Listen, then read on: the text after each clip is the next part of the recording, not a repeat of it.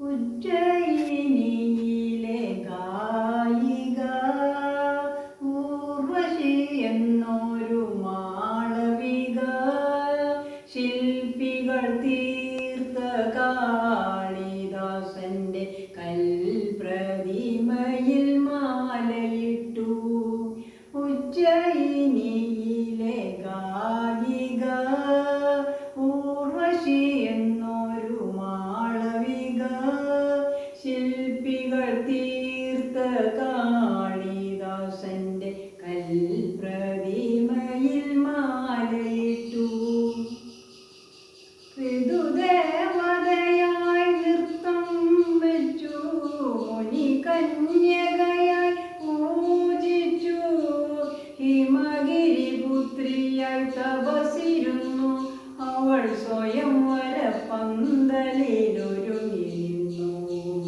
ഉജ്ജയിനിയിലെ ഗായിക ഊർവശി എന്നൊരു മാളവിക ശില്പികൾ തീർത്ത കാളിദാസന്റെ കൽപ്രതിമയിൽ മാലയിട്ടു. അലിയും ശിലയുടെ കണ്ണു തുറന്നു കലയും കാലവും കുമ്പിട്ടു.